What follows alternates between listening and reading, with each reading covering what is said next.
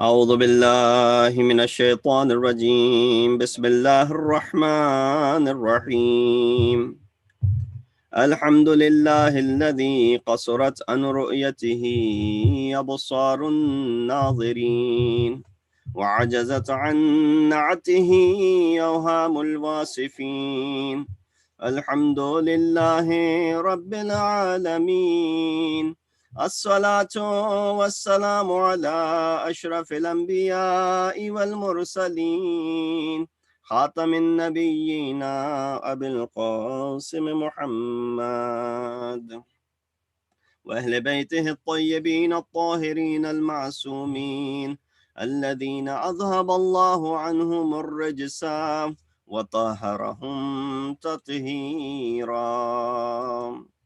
أما بعد فقد قال الله تبارك وتعالى وقوله الحق وهو أصدق القائلين بسم الله الرحمن الرحيم وما محمد إلا رسول قد خلت من قبله الرسول أفإن مات أو قتل انقلبتم على أعقابكم ومن ينقلب على عقبيه فلن يضر الله شيئا وسيجزي الله الشاكرين صدق الله العلي العظيم.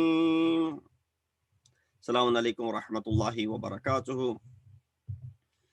As it was announced, inshallah, tonight we are commemorating the Wafat of Holy Prophet Hazrat Muhammad Mustafa sallallahu alayhi wa alihi wasallam.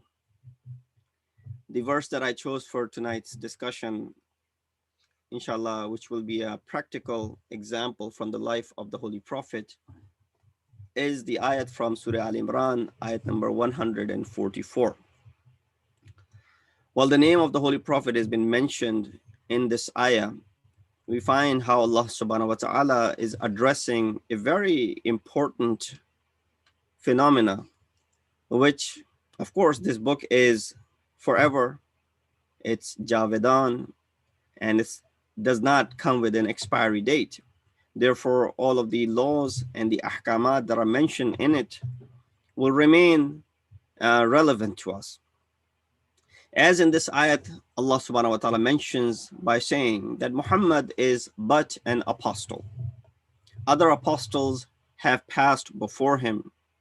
If he dies or is slain, will you then turn your back on your heels? Anyone who turns their back on his heel will not harm Allah the least.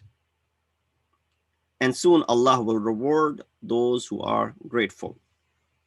This ayat, which gives us hope, and there's also fear in it. Fear of the fact that what some may think after the rahalat of the Holy Prophet, after he left the noble Prophet, that they may turn back to their olden days, and they may go back to the time and the period of Jahiliyyah.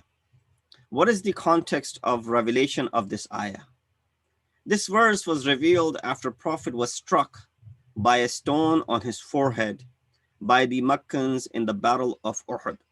And of course, when he was struck on the forehead, it started bleeding.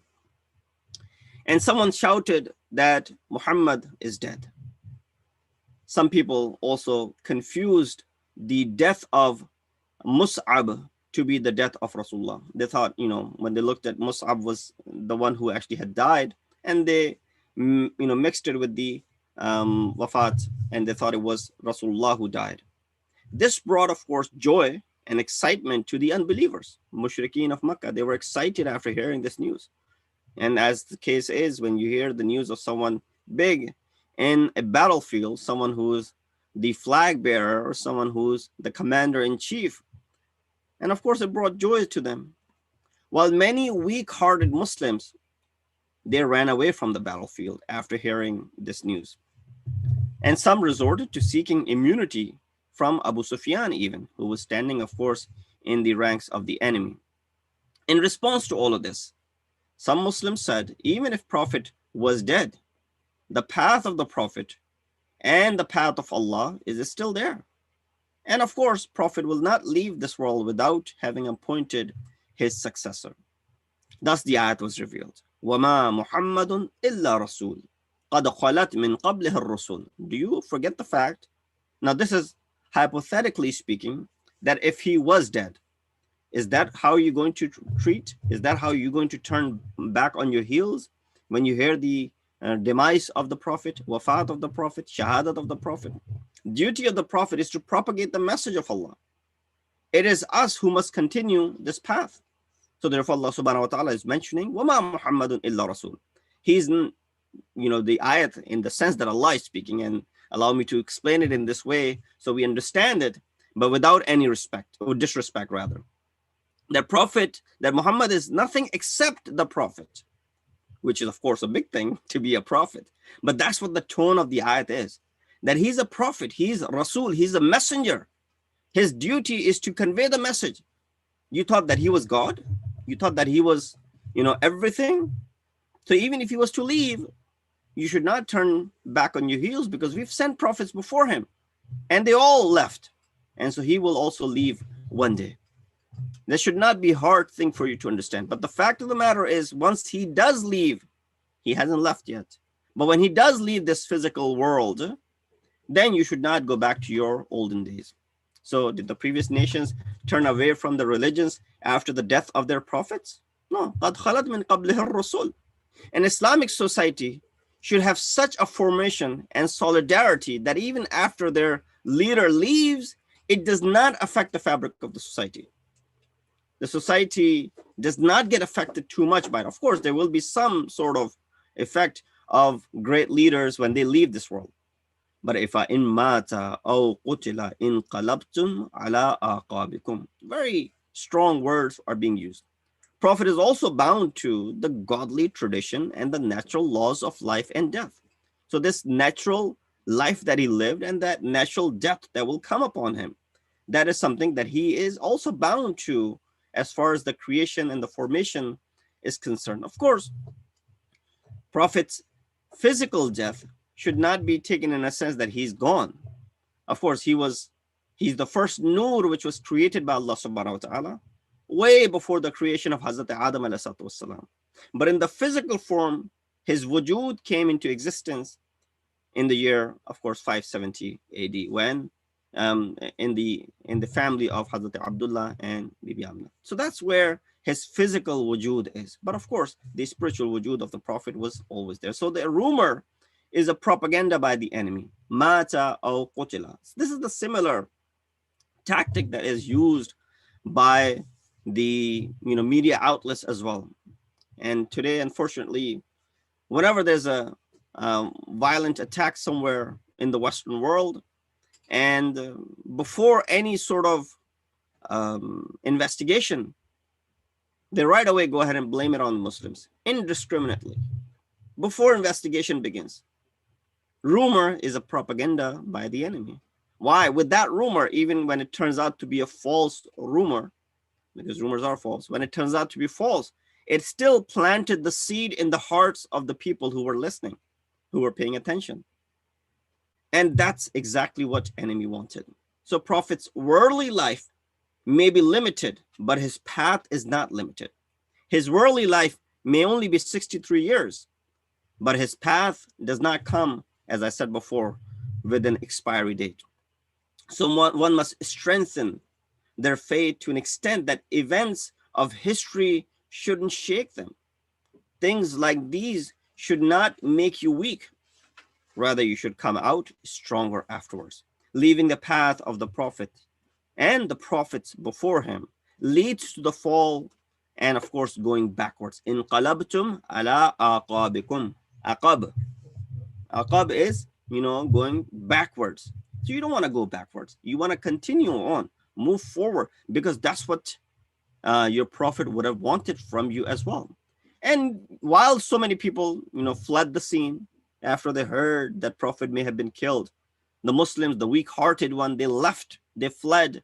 Some even resorted to seeking immunity from Abu Sufyan, that yes, we were on the other side, but now that Prophet is no longer alive, we want immunity from you, so because of the relations that we have and all those things.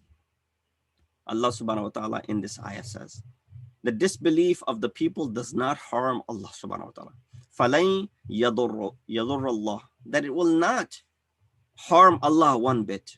This zarar will not reach Allah subhanahu wa ta'ala if all of these people turn their backs against him. Being steadfast in the path of haqq. It's the best method of practically thanking Allah subhanahu wa ta'ala. This is where you should stand up and show that you're true in your belief, that you're not, this is where the true face of a munafiq also comes into play. So Prophet was perfect in all aspects of his life.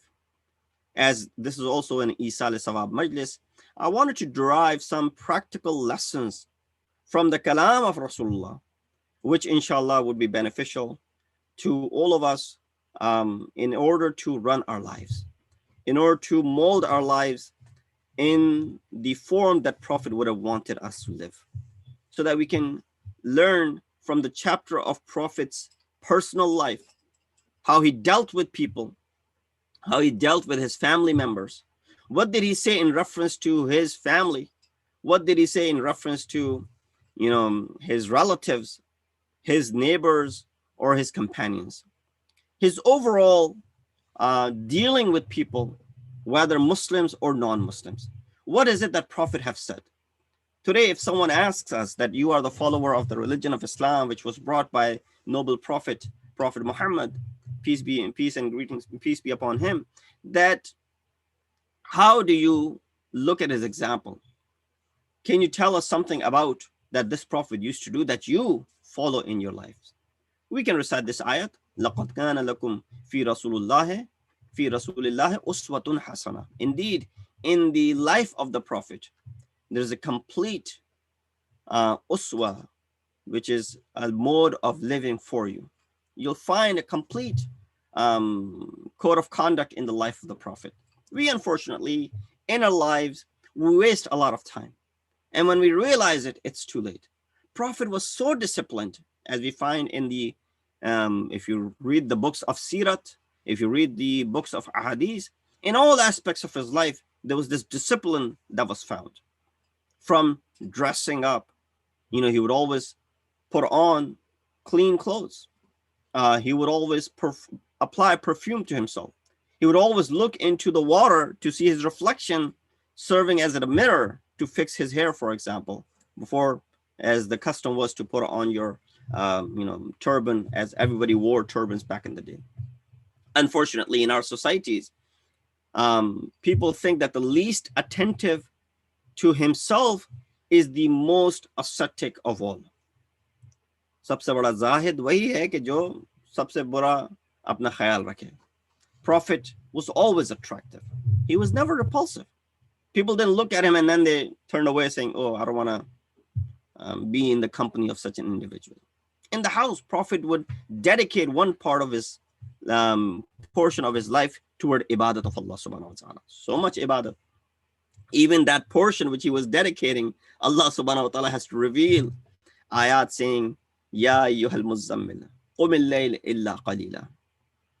Oh, the one who has the cloak around him, wrapped around in a cloak.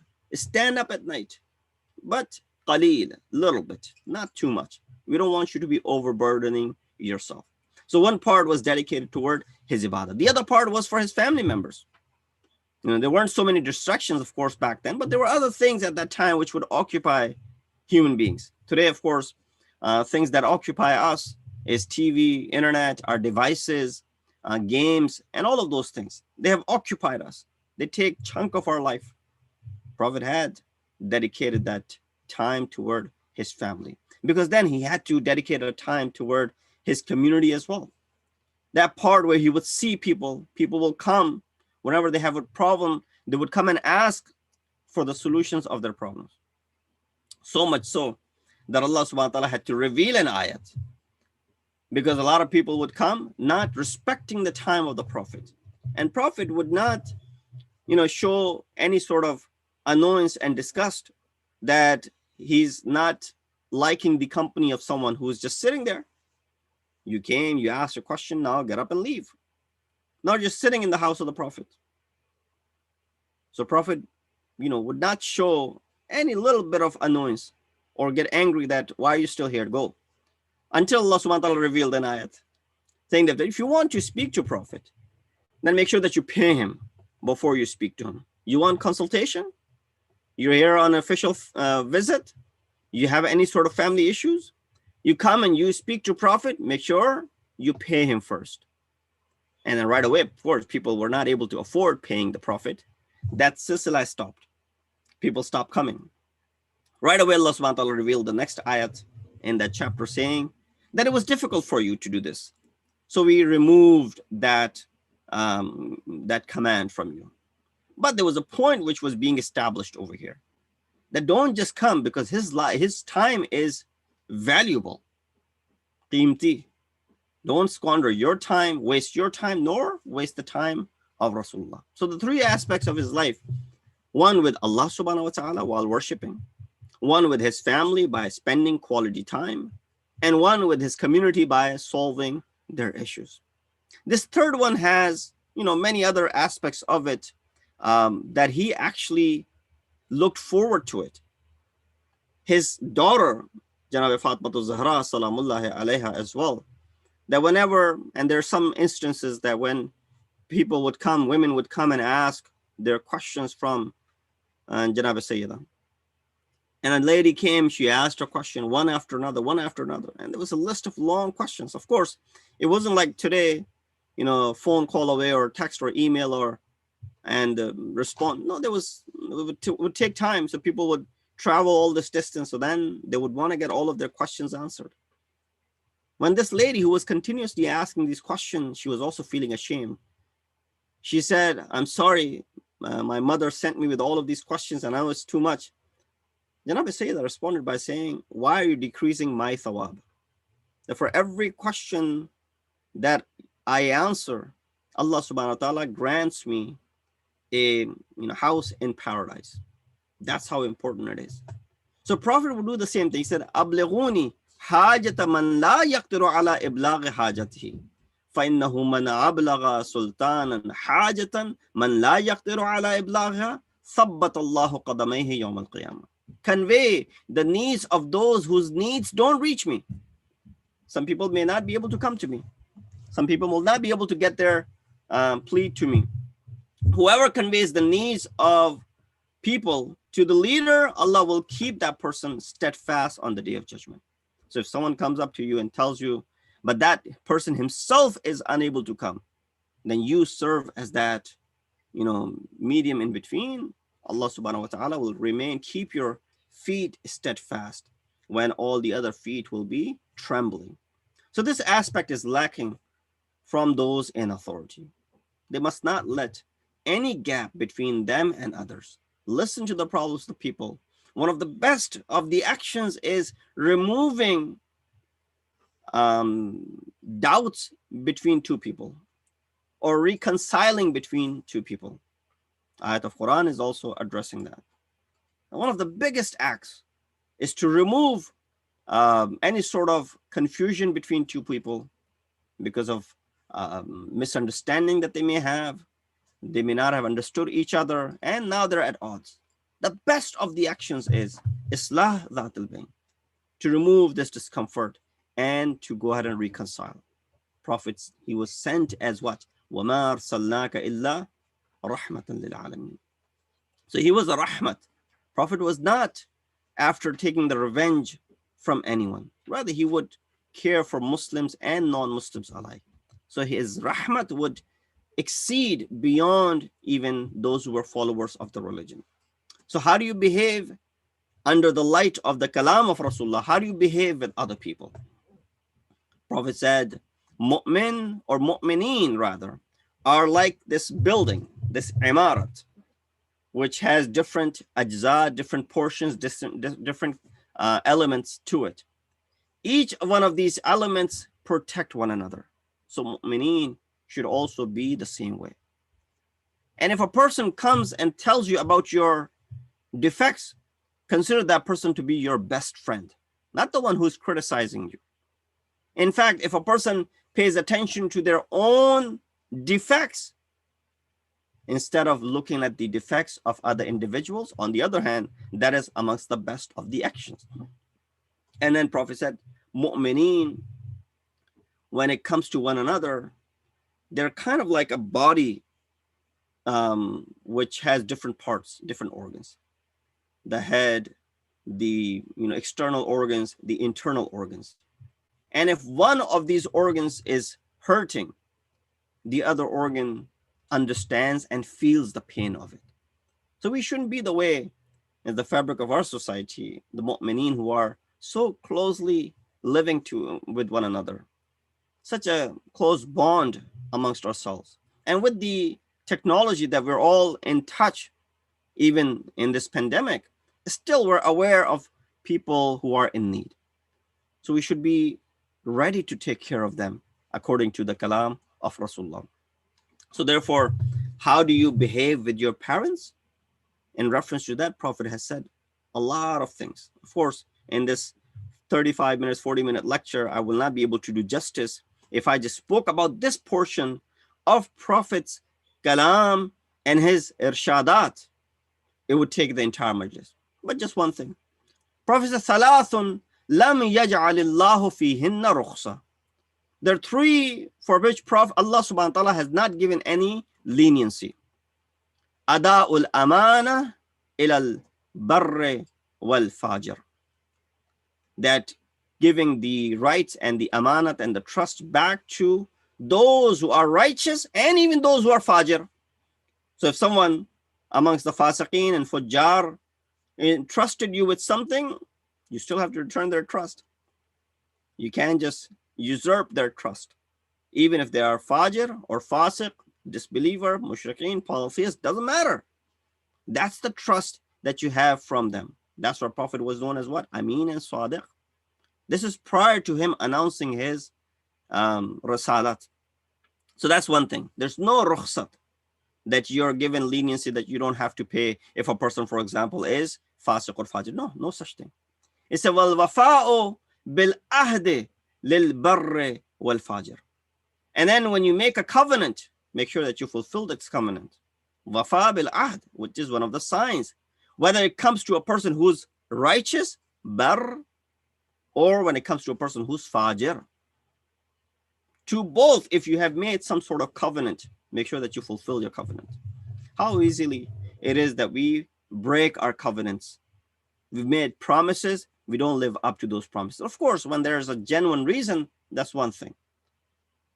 In these first two things, ada'ul amanat and wafa bil ahd, we have same with Allah subhanahu wa ta'ala. Prophet here is saying when it comes to ada'ul amanat and wafa bil ahd, even when a person is openly committing sins, fajr, fasiq, you still have to fulfill this ada'ul amana and wafa bil ahd. This ada'ul amana, paying the dues, and wafa bil ahd, keeping up with the covenant. Have you not made these covenants with Allah subhanahu wa ta'ala? And then how we breach this contract that we have with Allah subhanahu wa ta'ala, this mithaq that we have with Allah subhanahu wa ta'ala. I touched upon it on Tuesday night in the Dua Tawassul program, and I spoke about it briefly. And the third thing, Prophet says, وَبِرُّ الْوَالِدَيْنِ بَرَّيْنِ كَانَ أَوْ فَاجِرَيْنِ. And make sure that you are what? You're virtuous, you're righteous, you show kindness toward your walidain, barrain kana aw fajran. Whether them, your parents, father or mother, whether they themselves are righteous or they themselves are fasiq and fajr. These three things, Rasulullah says, ثَلَاثٌ لَمْ يَجْعَلِ اللَّهُ فِيهِنَّ رُخْصَةً. Allah did not leave any leniency when it comes to these three things in reference to these three. So when it comes to parents, whether they're fasiq or fajr, or whether mu'min and Muslim, doesn't matter. You have to still do what? Show kindness to them and deal with them in a noble way. And that's why a lot of us, who, mashallah, your parents are still alive and you're still able to serve them. It's a, favor of Allah subhanahu wa ta'ala to you. But those who aren't, those who have lost their family members, just as this is the Eisal-e-Sawab Majlis for this Marhuma. we find that those will say, well, how do we get that opportunity now? Prophet said, Sayyidul Abrar, man barra waliday ba'da fawtihima. He says, Sayyidul Abrar, the master of those who are righteous, is the one who is kind to their parents even after their wafat. So it's not like the door is closed for you once they leave this world. As this Marhuma is no longer with us, it does not mean that the door of rahmat to serve them is closed. There are still many ways that you can serve them. When it came to women, how Prophet spoke and how highly did he speak about them. He said, خيركم خيركم لنسائه وأنا خيركم لنسائي. Best amongst you is the one who's best in their behavior with their women. And I am the best when it comes to being best with their women. And then in similar hadith also mentions خيركم خيركم لأهله وأنا خيركم لأهلي. The best is the one who's best with their khair. The appropriate or the khair is the best amongst you is those who are, dealing with their women or the family members in the best manner. He said, and I am the best amongst you because I take care of my family the best way possible. I take care of the women in my house the best way possible, whether these women are in the form of your mothers, in the form of your sisters, in the form of your spouses, in the form of your wives, in the form of your daughters, whatever the relationship may be. And then he says, when he said le ahlihi, as far as your family is concerned, that just encompasses all of the people. So much emphasis is placed upon how, and then Prophet goes to another extent when he adds, he says, ma akraman nisa illa karimun wala ahanahunna illa la'imun. That when it comes to showing kindness towards the women, he said, the best is the one who's noble is the one who shows nobility towards them. But the one who disgraces them, disrespects them, except who? Illa la'im, which is the opposite of kareem. The one who himself is disgraced is the one who disgraces them. And so much other. And then we look at the Muslim society today. How women are treated, how children are treated, how family members are treated in our own communities. We don't have to look too far away. How so many strange requests and cases come to us when it comes to the families. This is where, when it comes to even parents, you can't even imagine the extent to which Prophet went when it came to speaking highly of the parents. He said, وَالنَّظَرُ إِلَى الْوَالِدَيْنِ بِرَعْفَةٍ وَرَحْمَةٍ إِبَادَةٍ. The fact that you look up to them with rahmat, with mercy, with love is what? Ibadat itself. You've heard the hadith, النظر إلى وجه علي ibn Abi Talib ibadat, looking up to the face of Ali ibn Abi Talib is ibadat. Yes.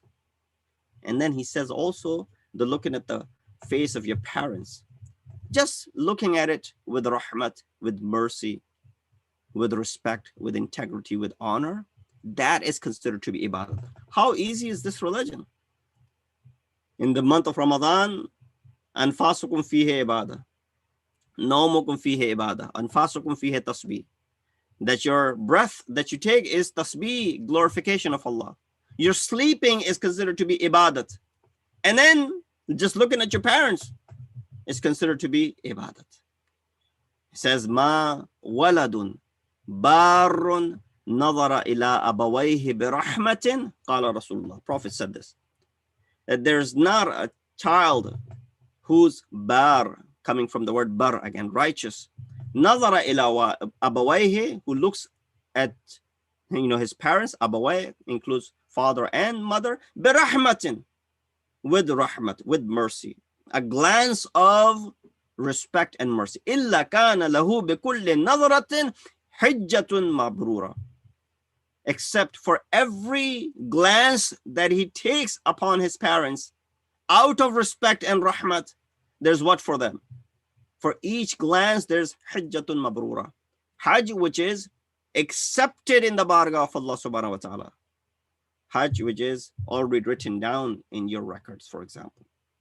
And then again, as I said, this requires an entire majlis, what Prophet has said when it comes to your family, when it comes to your relatives, when it comes to your women in your house, and when it comes to your parents. But there are other things that I wanted to get out of, as far as the seerat of Rasulullah is concerned. Another important message that we derive from the life of the Prophet is that if we don't stop corruption in the society, we will all drown in it together. Yes. Imagine if you're traveling on a big ship, on a boat across the ocean, and there are a lot of people on this boat with you. And then one person goes in the corner and starts digging a hole in it. You know that if a person is successful in digging a hole in it, this will let the water in. And when the water comes in, of course, it will drown the ship. If nobody stops this person, you would say that's strange. Do these people not care about the consequences if this person is successful in doing what he's doing? Everyone on board will drown as well. The ills of the society are also similar as this example. For example, when a person causes corruption in the land and another person sees and says what? Person sees that this person is doing something wrong and fails to do nahi anil munkar. He said, it's none of my business. Another person looks at this person committing corruption in the land and says, oh, we wouldn't be going to the same grave. I know this slang does not work well in English. Meaning that the accountability will be separate for me and this person. We're not going in the same grave. We're going to be separate. These people don't realize that our society is like that ship, is like that boat. That if one person is trying to damage this boat, it will cause all of us to drown. Similarly, if corruption enters from any of these ends, then all of us will drown in it together. So that's as far as our duty toward this very important wajib, which is nahi anil munkar, from the kalam of Rasulullah. Equality of mankind. How much has Prophet spoken about when it comes to, in general, people, Muslims, non-Muslims alike? Yes, we may not agree with what they're doing, what they follow, but that's fine. The concept of equality that Prophet is mentioning in that society, which society that's lacking social norms? Prophet said what? He said, "An-nasu sawa'un ka asnan al-misht." All the people are equal, like the teeth of a comb. Have you ever held a comb? You brush your, comb your hair. You look at all of the teeth. Usually, they're all the same. In fact, this is one of the creations which predates back to 5,000 years, that the comb existed, up to 5,000 years ago. So in the time of Rasulullah, of course, there were combs. And so he's giving this example. An-nasu sawa'un ka asnan al-misht. They're all equal, just like the teeth of the comb. How they're equal, and there's not one big or one small. They're all equal, because if they're not equal, then you will not be able to run them through your hair. Imagine in the society where Prophet is speaking these words. At the time of Hajjatul Wada, when Prophet was coming back to Medina, that khutbah, which is also regarded as khutbah Ghadir, where Prophet announced the wilayat of Amir al-Mu'mineen Ali ibn Abi Talib alayhi. Before all of that, Prophet addressed people in this way. He said, Ayyuhan nas, inna rabbakum wahidun, wa inna aba'akum wahidun. Kullukum li Adama, wa Adamu min turab, inna akramakum indallahi atqakum. وَلَيْسَ لِعَرَبِيٍّ عَلَى أَجَمِيٍّ فَضْلٌ إِلَّا بِالتَّقْوَى. وَلَيْسَ لِعَرَبِيٍّ عَلَى أَجَمِيٍّ فَضْلٌ إِلَّا بِالتَّقْوَى. He said, oh people, Inna Rabbakum wahid. Your Lord is one. All of us, our Lord is one. There's one Allah. Wa abakum wahidun. And our Father is one. Hazrat Adam alayhi salatu wasalam. Kullukum li Adam. All of you are from Hazrat Adam alayhi salatu wasalam. Wa Adamu min turab. And Hazrat Adam was created from the soil, from the clay, from the land, from khak. And Allah says in Quran, Inna akramakum indallahi atqakum. The best amongst you is the one who's noble as far as their taqwa is concerned, as far as their piety is concerned. And that there is no superiority of an Arab over Ajam and vice versa, except bit taqwa. Except, of course, if a person is more when it comes to their taqwa. So therefore, no one has the right to show superiority over others based on their lineage, their family, their background, their generation, their race, their ethnicity, let alone their status in the community. We're all created from the same soil, and being created with the soil, by no stretch of imagination should we be taking any pride in who we are. Only, and the one which is allowed to take any sort of pride, which is in the spiritual and immaterial form, because of the spiritual and the immaterial features. Because when it comes to the worldly affairs, not everybody will be able to attain that nobility, if you want to call it, in the eyes of the world. They will not all be able to do so, because there will be classes. But when it comes to your spirituality, every single person has the ability to reach the highest of the ranks. So therefore, if there is any concept of taqwa, because you can only be judged if you are given all equal amount. If everybody is not given the equal amount, then you can't really judge them to what heights they go to. But there's one thing that we're all given in the same amount, that is our insaniyat, humanity. We're all humans in that way. And therefore, the spiritual aspect of ours and the immaterial aspect of ours, those features can all grow. So therefore, that's why Allah subhanahu wa ta'ala said the only criteria for any sort of superiority is with taqwa. When it comes to, this is where it comes to duties towards other Muslims or other human beings, non-Muslims, for example. Well, when it comes to duties towards Muslim, it gets even more strict. Prophet on numerous occasions reminded Muslims not to cause disunity and discord amongst themselves and be protectors of one another. He said, Al-Muslimu man salim al-Muslimuna min lisanihi wa yadihi. Muslim in its true meaning is someone, man salim al-Muslimuna, from whose hand, lisanihi, from whose tongue, wa yadihi, from his hands, other Muslims are what? Safe and sound. Muslim is someone whose tongue and hands, does not harm other Muslims. In fact, other people feel what? Safe and protected by it. Prophet, when standing up for mankind. And this is the epitome of justice in the kalam of Rasulullah. He said, Lan tuqaddasa ummatun la yukhadhu lil-da'if fiha haqquhu min al-qawiyyi ghayra mutaqta'in. Beautiful words. He said, no nation, just let this sink in for a second. He said, no nation can reach the highest grandeur, taqaddus, dignity, whatever you want to translate that as. No nation can reach the highest of the taqaddus unless the weak and the poor in the society are able to ask for their rights from the rich and the strong. Sometimes we question the Western societies and how they're successful because of this fact, maybe, that where the poor and those who are weak might be even given the same ability or to be able to question those who are rich and powerful. That is just the epitome of when it comes to justice. If that is applicable, and then you see lack of it all over the Muslim world. So what is the practical behavior? And what are the consequences of this practical behavior? And how do we learn that from the Prophet? On a trip with his companions one day, Prophet decided to camp somewhere overnight.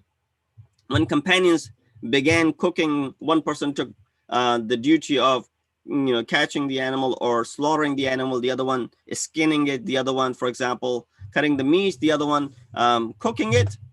Prophet asked them to gather wood and so that they could build a fire. They started looking for it. Prophet then also started looking. They requested Prophet to sit down, rest. We'll do all the work. As how would be the case when we have, and of course, no comparison whatsoever. If ulama and the scholars are amongst the people, you say, Moulana, you sit down. We will do it. We will take care of all of these things. Prophet said what? These people told Prophet, Ya Rasulallah, nahnu nakfika. We're enough. There are enough people. We'll take care of all of this. فَقَالَ عَلِمْتُ أَنَّكُمْ تَكْفُونِ. I know that you will be able to take care of all these things.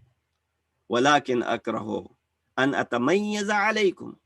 But it is a matter of kirahat for me that I sit here all by myself and you do all the work. And I feel like that I have been given some sort of distinction, which he was given a distinction. أتميز عليكم فإن الله يكره من عبده أن يراه متميزا بين أصحابه. And Allah subhanahu wa ta'ala does not like to see amongst his servants someone who's shown as given distinction. وقام فجمع الحطب. And then Prophet got up and he started looking for the wood himself. Even in the battle of Khandaq, he took part digging the trenches. You know, in fact, in the seerah it is mentioned that there was this, when they were digging the trenches, they ran into this rock, which they were not able to break. Nobody was able to break it. You know who they called? They called Prophet. Only when Prophet came, he was able to break that rock. And so they could continue digging. In today's society, instead of relying, you know, on others to do anything, we should be relying on ourselves. We don't need to go ahead and ask people for this or for that. Of course, if there's something that you can do yourself, then you should ask them. Nothing wrong with that, asking other people. But you should always try to do that if it is your duty, if it's your job, and not run away from that. I'll come towards conclusion. I know I've taken a lot of time. He's the best mode of morality. That's what Prophet is. We've heard this kalam of Rasulullah numerous times, and it never gets old. إِنَّمَا بُعِثْتُ لِأُتَمِّمَ مَكَارِمَ الْأَخْلَاقِ. إِنَّمَا بُعِثْتُ. In fact, by saying إِنَّمَا, there's nothing else that he was sent to do except for this purpose. The only purpose for him to be sent as a messenger. إِنَّمَا بُعِثْتُ لِأُتَمِّمَ مَكَارِمَ الْأَخْلَاقِ. I was sent only to perfect the noble ethics. Again, one of the travels with the companions, Prophet, you know, there were a lot of travels due to war and whatnot. They stopped at one place to spend the night. They all got off. They did their wudu. Prophet got off from his camel. He walked in the direction where he could go ahead and do wudu. And then he came back toward his camel. People thought that Prophet does not want to stay here. Maybe he changed his direction. He said, let's go somewhere else. But Prophet came back, took the rope out of the bag to tie his camel. Prophet, people said, come back. And said, oh, Prophet, why did you have to come back? You could have just called from there. Oh, Fulani, go ahead and tie my camel. I forgot to tie my camel. And we would have gladly done this. It's such a small act. In fact, we would have taken pride had you given us this honor. Prophet responded by saying, La yasta'in ahadukum min ghayrihi walau biqudmatin min siwak. Don't take help from anyone as much as possible, even to the extent of asking someone for toothbrush, miswak. Back in the day, of course, people were carrying their own miswak. Do what you can do yourself. See, the Prophet is not saying don't seek help from others where you cannot do something yourself. No, get help. Of course, this is how the society will prosper, by helping one another. That is a place where you do seek help. But at the same time, he's also saying the best of you who are those who are beneficial to others. So go ahead and help other people out. But at times when things that you can do yourself, don't become a burden from them, for others. Don't become a burden for other people.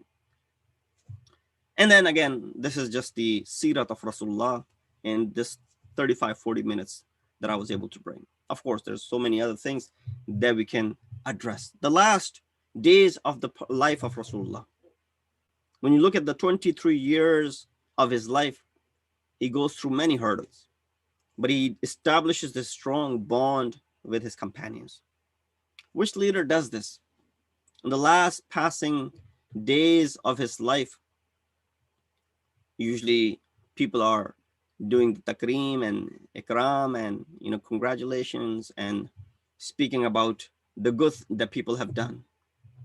But Prophet was the kind of person who in those last moments of his life, when he was passing away, he said to them, was I what kind of prophet was I for you? Everyone, of course, responded positively.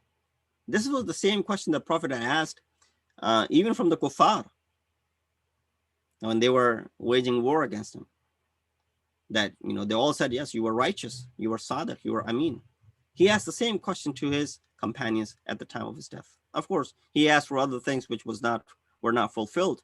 But one of the things he said, what kind of prophet was I for you? Everyone said, positively, you were the best. They all nodded in affirmative way. Prophet said, in these years, if I had any haqq upon my neck for you, ask me so that I can pay off right now. This sort of akhlaq that Prophet is teaching us, that when you're leaving this world, make sure that you ask that if there's any debt or any haqq that I may have on my neck for you, and I'll pay off right now, because I don't want to go with this heavy thing hanging on my neck. When Prophet left this world, he was not in debt to anyone. In fact, it would not be an understatement if I said the whole and entire Arabia was in debt to Rasulullah. His wasiyat was what? He said, Inni tarikum fikum mustaqalain. Today is, 28th of Safar, or the night of 28th of Safar. We should be paying the dues to Prophet by acting on his sirat. This would be the best way of satisfying him. And of course, what he said in reference to his Ahl Bayt and his family. That which guarantees prosperity, guarantees salvation for everyone. Amir al-Mu'mineen said, Ahabbul ibad ilallahi al-muta'assi bisunnati nabiyyi. The best of the people in the sight of Allah subhanahu wa ta'ala are those who do what? Ta'assi, follow the path and the footsteps of Rasulullah. Indeed, this day, the 28th of Safar, only 2.5 months after that Hajjatul Wada, that Ailan at Ghadir Khum, where Prophet actually had predicted and announced that he will no longer be with us. And people started weeping, started crying. There's a whole debate. Maybe at another time, at another place, I will address the wafat of the Prophet or the shahadat of the Prophet. Many of our scholars, Ahl Sunnat, and of course, as well as our own Ahl Tashayyu, believe that Prophet was martyred. It was a shahadat of the Prophet, that he was poisoned. Either Masumin were killed in battlefield by sword, or they were poisoned. None of them lived their natural life. But as I recited this ayat, Afa in mata aw qutila in qalabtum ala aqabikum. No, there remains the wali of Rasulullah amongst you. And even today, there's the hujjat of Allah subhanahu wa ta'ala, which is amongst us. Prophet served his people for 23 years. He suffered so much that while he was propagating those 3 years in Shi'bi Abi Talib, when they were resorting to eating even the leaves of the tree, that's how the Quraysh had boycotted Rasulullah. His daughter also suffered after the wafat of Rasulullah on the 28th day after Safar. It is mentioned the shahadat of Janab Fatmatul Zahra, which is either 75 days after the wafat of Rasulullah or 95 days. That beloved daughter of Rasulullah, for whom Prophet would stand up from his place. The entire universe stands up for Rasulullah. All of the Anbiya will stand up for Rasulullah. And if there's one person that Prophet stands up for, is his daughter. But how did she leave this world? Sixth Imam says, she matat shahida. She was shahida. She left this world in the state that she was martyred. So therefore, the calamity that fell upon Janab Fatmatul Zahra. We see that these calamities are huge and humongous. What happened to Rasulullah and what happened to Janab Fatmatul Zahra salamullah alayha.